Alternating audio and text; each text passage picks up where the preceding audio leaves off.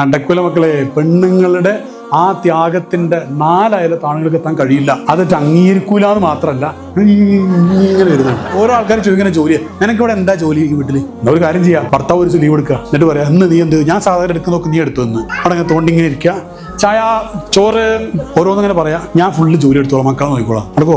നടക്കൂല. ഒരു രാവിലെ ഒരാൾ വാശിക്കുന്നത് നോക്കാം, പിന്നെ ഹാക്ക് ഈസി അല്ലേ നേരം നോക്കും. രാവിലെ ഇങ്ങനെ ഒരു കുട്ടിക്ക് വരും, പാ ചായ എന്നിട്ട് വരും. അപ്പോൾ 2 ആള് എനിക്ക് നേരെ വീണ് എന്റെ ഡ്രസ്സ് ഇവിടെ. അപ്പൊ 6 മാസം ആയത് തൊട്ടിലിന് എന്ന് പറയും. നടക്കൂല മക്കളെ. ഒരിക്കലും കഴിയും. ഇത് അംഗീകരിച്ചു കൊടുത്തേക്ക്, ഇത് പെണ്ണുങ്ങളോട് അംഗീകരിച്ചു കൊടുത്തേക്ക്. എന്റെ ഭാര്യ ആദ്യ ക്ലാസ്സിൽ വരാന്ന് പറഞ്ഞിരുന്നു, വരാത്ത നന്നായി. ഈ ഭാഗം നമുക്ക് വീഡിയോ ഒന്ന് കട്ടും ചെയ്യാം. എപ്പോഴാണ് പണി കിട്ടുക പറ്റേ? ഇല്ല, ഞാൻ പറയാറുണ്ട്, എൻ്റെ ഭാര്യയോടെയും പറയാറുണ്ട്. പക്ഷെ പറയുന്ന എല്ലാം ചെയ്തു കൊടുക്കാൻ കഴിയാറില്ല. പെണ്ണുങ്ങളൊക്കെ പറയുന്നൊരു പണി കാര്യം എന്താ അറിയോ? മൂപ്പര് പണിക്കൊന്നും കൂടണ്ട, എന്താ എനിക്ക് ഇവിടെ പണി എന്നുള്ള ചോദ്യം നിർത്തിയാൽ മതി, അല്ലേ? പറയാറില്ലേ?